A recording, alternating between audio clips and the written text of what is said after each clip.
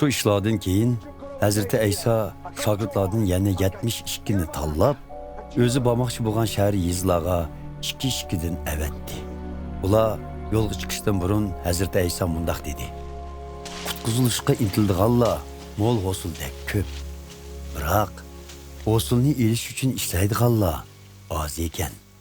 Hosulning egisi bo'lgan Xudodan ko'proq ishchi avatib, hosulni yig'ib olishni tilanglar." Endi yo'lga chiqinglar. Men sizlarni qo'zlarni bo'rlarning orasiga avatgandek avatman. Hem yan, hojun ve oyoqmu amanglar. Yo'lda kishilar bilan ko'rishganda paranglashishqimi to'xtamanglar. Qaysi uyga kirsanglar, oldi bilan oilanglarga Xudodan omonlik tilayman denglar. O uyda Xudodan keldigan omonlikni so'yguchi bo'lsa, tilagan omonliginglar uningga mansub bo'ladi. Agar bo'lmasa, tilagan omonliginglar o'zinglarga yonidi. Bu uydan bu uyga yo'tkilib yurmanglar. Balki tushgan uyda turinglar va uydagilarning baginini yanglar. Chunki xizmatkor kimga xizmat qilsa, shuningdan ish haqqi elishga haqliq.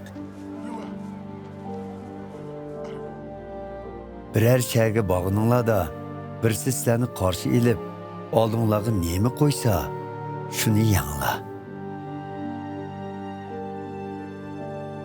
U shahardagi kasallarni saqaytinglar va u yerdagi kishilarga Xudoning podshohligi sizlarga namoyon bo'lish oldida turdi, denglar.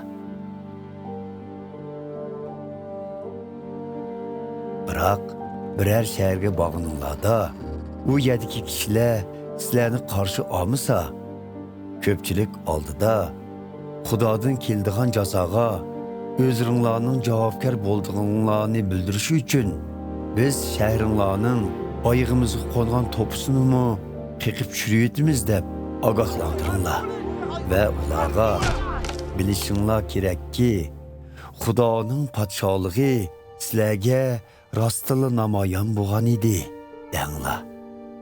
Bilib qo'yinglarki, u shahardagilarning qiyomat kuni totadigan jazosi Sodom shahridagi razil kishilarning totadigan jazosidanmi og'ir bo'ladi. Holinglarga voy, ey qo'razliqlar. Holinglarga voy, ey baysadolliqlar.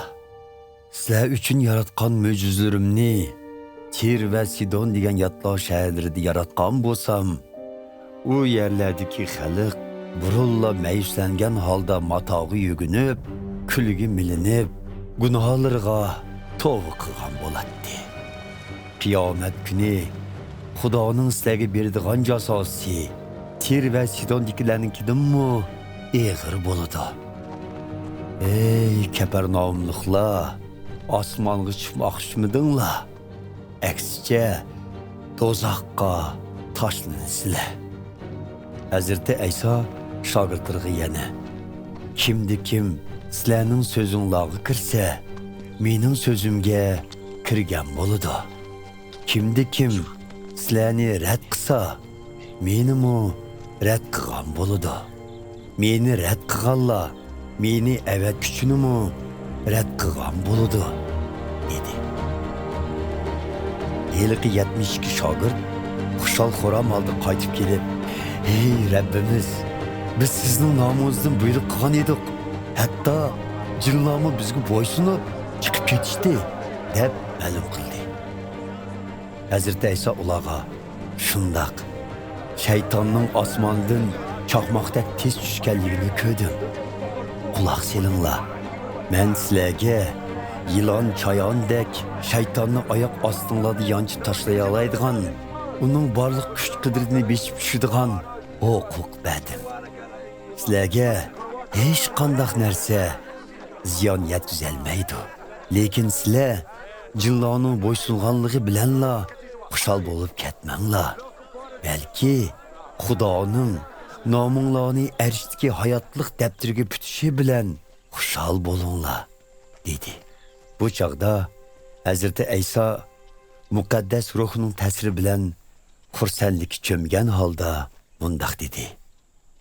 Bütün olamning egisi bo'lgan hey ota, sen bu haqiqatlarni o'zini aqlli, bilimli chaqlaydigan kishilardan yoshirib, kichik bolalardek sabiy kishilarga oshkorlaganliging uchun sana matilar o'qiyman. Shundoq ota, sening o'z xohishing ana shu edi. Hazreti Ayso atrofdagilarga, atam hammani menga ato qildi. Mening kimligimni atamdan boshqa hech kim bilmaydi. Atamning kimligini men o'zim oshkorlashni xohlaydigan kishilardan boshqa hech kim bilmaydi, dedi.